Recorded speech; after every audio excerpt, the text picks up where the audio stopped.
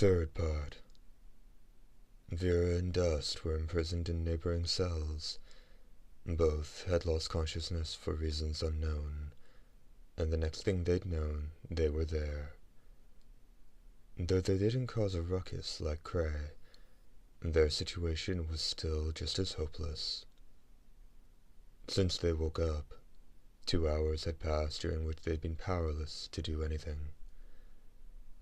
They figured that this was probably Gilzen's castle, but not even being sure of that, there wasn't much point in talking. "I'm sorry," Vera apologized. "For what?" "For causing you nothing but trouble right to the last. First your daughter, and ultimately you. If you're talking about the present situation, guarding you is my job. This has nothing to do with my daughter. Also, this isn't the end. You're a doctor, aren't you? Don't go jumping to conclusions." Their conversation was taking place through a set of bars. There was truth to what Dust said. "You're right, sorry," said Vera. "Don't be so quick to apologize. It gets to be a habit. You'll get to thinking if you screw up you can just apologize, and that's the end of it, Doctor. Try pulling that with a man whose daughter you killed, and you'll get yourself murdered." Vera didn't know what to say. Dust seemed to snap out of it, saying, "That just slipped out. Sorry."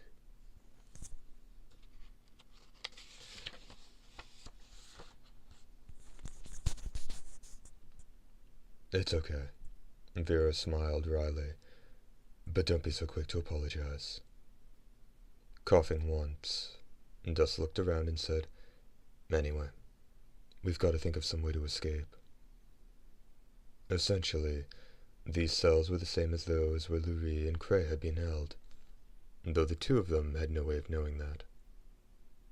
"What about everybody else? What about the child, Lurie?" "I don't know. At any rate, we can't look for anyone until we get out of here." "But it's no use. All we can do is wait for whoever locked us up to come back." Dust fell silent. He had to recognize the soundness of her argument. "But this prison is really old, inside and out," the doctor continued. "It really doesn't seem like a reconstruction of something from 10,000 years ago. Anachronism suits the nobility's tastes. Even so, don't you think they've taken it a bit too far?" "How so?"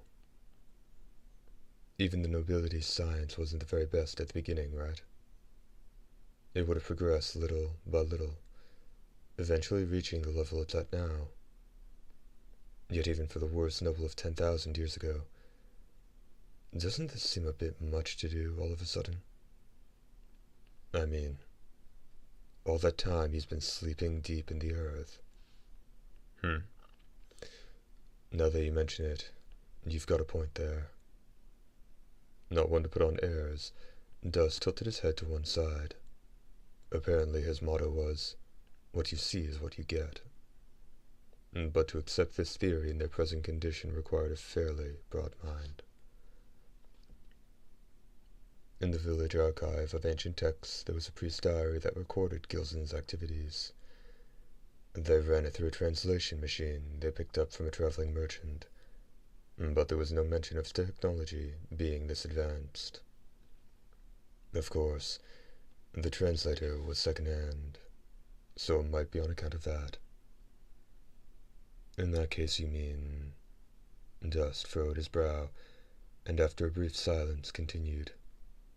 "While Gilzen was asleep for 10,000 years, his underlings acquired this super-advanced technology." "No, but that doesn't fit. I've never heard about any stragglers causing trouble. Which would mean they also went to sleep, along with their master." "Right." Pressing her face against the bars, Vera looked around the prison. So quiet, so still. It's hard to imagine it being anything but 10,000 years old. How did they reconstruct it? Did the nobles use technology from another dimension? What do you mean by that? It was in the diary. About 6 months before the day Gilson's savagery came to a sudden end. The skies. Dust was the first to whip his face around. There were footsteps drawing closer, forceful ones, and coming at a rather rapid pace. Before Vera could even turn in that direction, a figure shrouded in a purple cape stood before the two of them. I am Jean. I'm one of the sacred Protector Knights, the armored woman said, introducing herself in a clear and resonant tone. The left half of her face was stained red. You're the doctor, aren't you? Your skill is needed. As the young woman looked at her, Vera became snared in a veil of suspicion. To treat whom? It was common sense that the home of the ageless and immortal nobility wouldn't have a doctor. So if there were someone needing medical attention, would they be a human? Can you tell me who I'm supposed to help? She asked in spite of herself. Don't ask pointless questions. You need only do as you are told. Open it. As she said that, the door to the cell unlocked without the young woman lifting a finger. Follow me. Vera stepped out through the door. Rattling his bars, Dust shouted, "Let me out too." Ignoring him, Jean walked back the way she'd come. As she followed after the noblewoman, Vera informed her, "I don't have any medicine or my medical instruments." "Don't worry. Everything you carried has been safely stored," Jean replied without ever looking at Vera. It was a supremely arrogant way to address her. "In that case, why not treat them yourself? I don't know how to use human medicine." "Well, isn't that a kick in the pants?" Vera said, feeling strangely confident. "So, my patient is a human being? Or is it... it's me?" "Excuse me?" Vera finally noticed that ever since she'd first appeared, the noblewoman had kept her cape closed over the front of her body. However, she didn't seem to be in any pain, and her complexion had been pale from the start. Suddenly, the floor beneath their feet moved, and Vera let out a cry of surprise. Somehow, she managed to keep her balance. The 6-foot-wide section of floor moved forward at an impressive speed. It was a form of moving sidewalk that could still be found in the castles of the nobility. But the fact that it had been realized 10,000 years earlier was hard to believe. What she and Dust had been discussing a short time earlier skimmed through her mind. This is quite a device to be 10,000 years old. I wonder, was your master some sort of scientific genius? Regretfully, the Duke is no scholar. Really? Who helped him then? I believe I told you not to ask any unnecessary questions. You don't need your tongue to work on me. At that threat, Vera couldn't help but button her lip.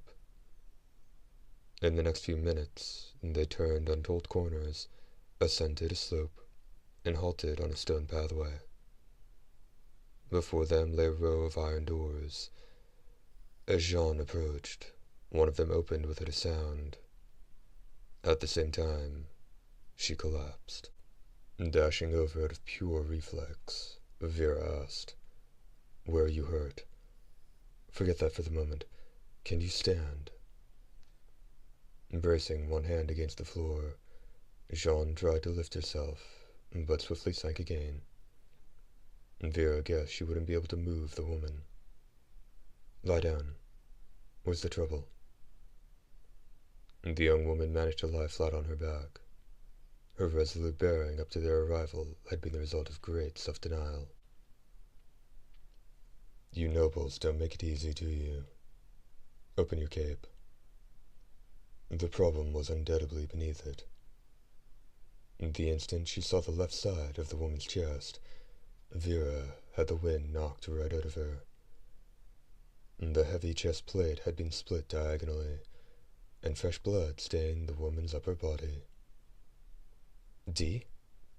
the doctor murmured. "That's stripling." Jean laughed in a low voice. Hers was the pale face of the average noble, but to Vera it looked like a death mask.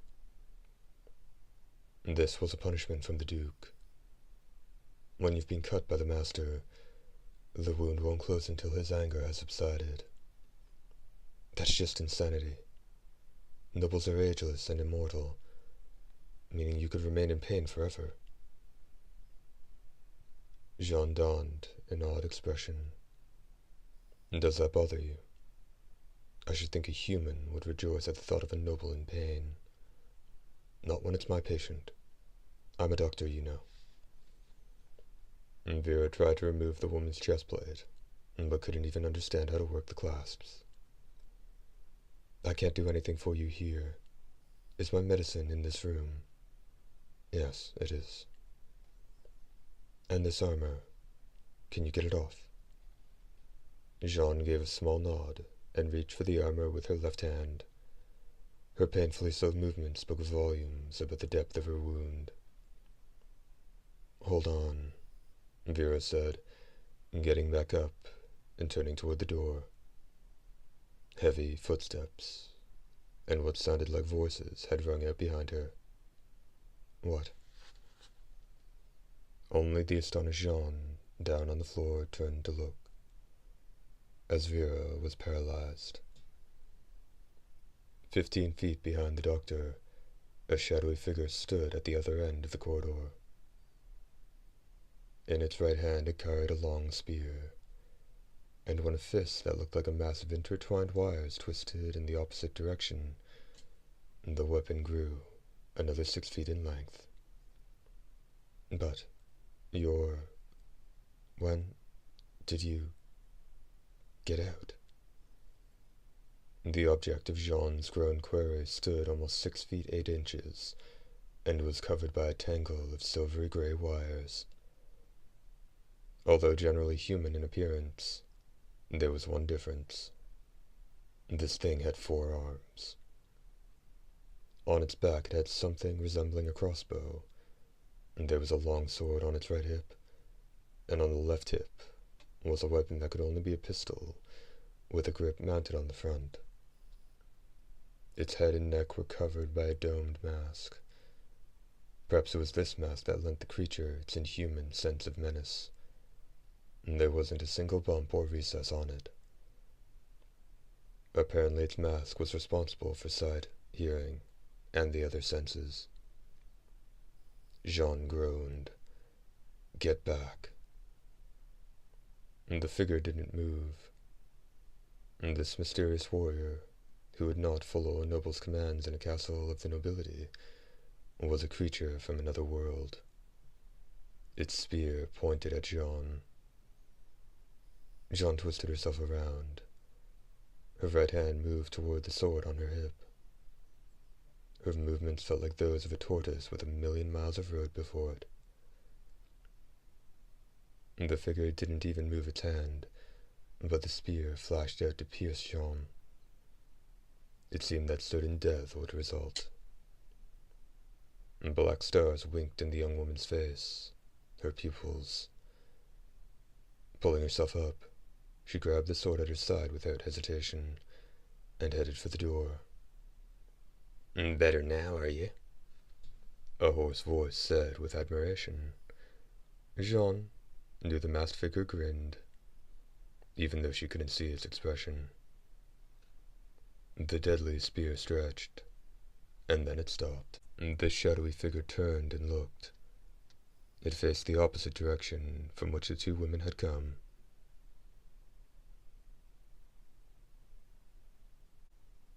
"You'll have to deal with me." Face pale, lips alone strangely crimson, and bearing beastly fangs, was a warrior woman now made a compatriot of the nobility, Lilia, reaching for the longsword on her back with her right hand. Chapter 1. End.